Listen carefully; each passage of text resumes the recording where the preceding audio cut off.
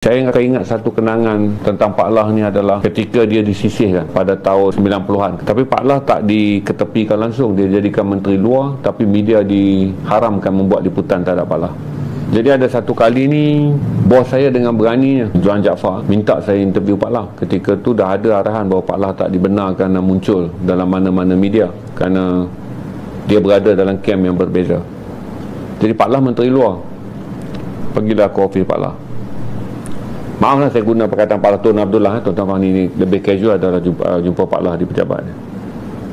Saya ingat Pak Lah akan marah-marah. Saya pun saya baru 94 saya jadi wartawan. Tahun Pak Lah mengalami pengasingan, disisih, diketepikan, malah dimalukan dengan tidak dibenarkan hadir dalam majlis-majlis besar. Tapi karier politik Pak Lah tak dimatikan. Dia jadikan Menteri Luar, tapi Kementerian Luar disunyikan daripada laporan media. Jadi dapatlah saya jumpa Pak Lah.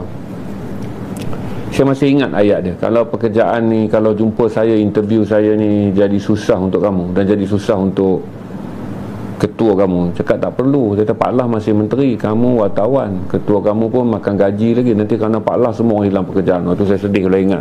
Baiknya Pak Lah ni saya jumpa Kamarul Zaman, Datuk Kamarul Zaman, usaha politik dia bawa. Saya jumpa Pak Lah dekat bilik dia. Pak Lah dah berapa lama dah kena ban, tak boleh keluar dekat media kerajaan. Lepas tu saya kata tak apa Pak Lah, saya jelas kepada saya wartawan, nanti saya tulis. Kalau Datuk Johan dengan Datuk Khalid siarkan, tak apalah Pak Lah, saya kena datang pasal dia orang suruh. Oh, takut dia cakap, dia orang nanti kamu hilang kerja. Dia kata Pak Lah bahasa diri dia kan, Pak Lah masih menteri. Itu yang saya ingat. Yang kedua, Pak Lah jadi Menteri Luar tahun yang dia kalah dalam pemilihan naik presiden. Pak Lah duduk rumah JKR dekat Jalan Bellamy. Kami ni pergilah rumah Pak Lah. Orang lain pergi semua rumah orang yang menang ni. Tak apalah, wartawan-wartawan sini yang pergi rumah orang yang menang. Sedap sikit makan dia. Kami ni pergi rumah orang yang kalah. Pak Lah kalah, pergi rumah Pak Lah. Kebetulan rumah JKR yang Pak Lah duduk ni ada buah rambutan. Itu falsafah Pak Lah sampai sekarang saya hormat. Arwah ni ada orang kampung pergi. Jadi Pak Lah kata tak ada berita daripada saya dah kalah. Lepas tu buah rambutan tu berbuah tapi taklah banyak. Pak Lah kata kalau nak makan rambutan ambil kita pun ambil makan-makan. Satu ayat Pak Lah yang sampai sekarang saya fikir Pak Lah kata apa? Masa kami makan rambutan tu, kami duk tanya ini rambutan gading kan? Semua orang bertekak untuk menunjuk pandai pada jenis rambutan. Yalah kita pun nak ibukan Pak Lah, dia kalah. Saya, Siti Hatijah, semua geng-geng yang malah nak pergi rumah orang menang. Kesian je orang yang kalah ni kalau wartawan tak pergi buat liputan. Saya pun pergilah. Lepas tu sambil dah Pak Lah tak mau cakap hal politik. Dia pun tengah mengalami tekanan kerana baru kalah je jawatan naib presiden.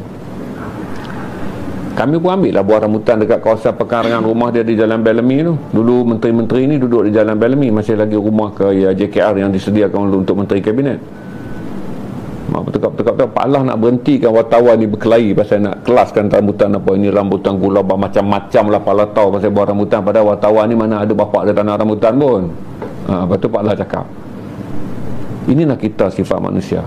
Kita akan bertengkar pada satu benda yang ada depan mata.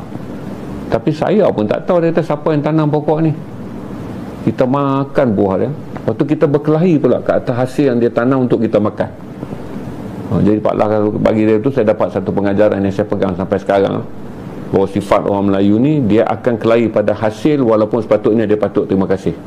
Lepas tu dia akan lupa kepada orang yang menghasilkan, iaitu orang yang sepatut dia ucap terima kasih kerana musim buah tu, dengan mengkhianati kebaikan orang dengan berdebat kepada perkara yang mulut punya hasil telan, perut kenyang, lepas tu duk kelahi. Orang ni kata gula batu, orang ni kata rambutan budak. Ada masa tu dia popular dengan rambutan budak sekolah. Pakatlah duk kelahi. Jadi Pak Lah pun dah bosan, dia pun sakit kepala baru sudah kalah. Dan banyak tekanan yang dia akan alami. Datang wartawan nak hiburkan dia, kelahi pasal jenis rambutan. Kemudian Pak Lah kembali ke puncak jadi timbalan Perdana Menteri. Dia jemputlah saya sebagai salah seorang untuk jadi panel. Ketika Pak Lah jadi TPM, dia diberi tanggungjawab oleh Tun Mahathir waktu tu untuk buat projek Siswazah Pertanian. Jadi dia ajak saya makan Renaissance, hotel yang dekat motor trafik polis terbakar masa tu. Di Renaissance. Masa tu hotel Renaissance ada dekat jalan apa kita panggil Renaissance? Jalan Bukit Bintang, Renazon, dekat kejadian ya. Pak Lah panggil lah makan dekat Renazon. 6 orang 7 orang nak minta nasihat. Masa tu saya tak puas hati dengan Menteri Pendidikan. Pak Lah bagi nasihat lah hal-hal pendidikan. Saya pun komplain kat Pak Lah. Saya tak, Pak Lah, apalah you punya kawan you lantik arwah dah sekarang. Sembang pun tak kerti, jadi macam mana jadi Menteri Pendidikan. Orang tanya lain, jawab lain. Orang tanya A, dia jawab B. Dengan Pak Lah ni boleh open talking. Lepas tu Pak Lah ajar saya satu benda. Kamu jadi susah kalau duk nilai perangai dia. Yang mana dia cakap terkurang, kamu faham. Kalau yang terkurang tu dah kamu pergi duk tengok dia tak betul, saya tukar nanti pun kamu datang lagi komplain. Saya terus diam, malu saya dengan hit yang Siampau ada dekat situ, dengan hit wartawan-wartawan lain. Itu pengajaran pada saya pula. Kata Pak Lah ni tak suka orang mengumpat orang lain depan dia. Dia kunci mati lah ayat tu. Masa saya bercakap, dia tunjuk respon minat, tapi last sekali dia menunjuk pendirian dia. Kalau kamu duk tengok buruk dia, jenuh lah. Kalau saya tukar orang lain pun nanti kamu datang komplain lagi buruk orang tu. Jadi Pak Lah kata berpada-pada lah, faham lah apa. Dia gunakan ayat, kebijaksanaan orang tu bukan pada mulut dia. Jadi dia kata, Zainal sabarlah, orang yang saya pilih ni kebijaksanaan tu bukan pada mulut dia. Dia kata orang ni Vice Chancellor, kebijaksanaan dia kepada pendidikan. Jadi saya tak perlu dia cerdik dekat kamu, saya perlu dia cerdik dalam kabinet. Itu ayat Pak Lah. Maksudnya Pak Lah kata tu saya komplain lah pasal dia. Dia dengan saya ni, dia berkhidmat kerana dia tokoh pendidik ni, dilantik kerana dia adalah ex-Vice Chancellor. Jadi Pak Lah nakkan Menteri Pendidikan orang yang faham tentang pendidikan bagi membantu dia. Itulah kenang-kenangan tentang arwah yang baik hati. Orang yang muncul menjadi Perdana Menteri dengan merasai perit kekalahannya daripada parti dia sendiri. Sangat sabar.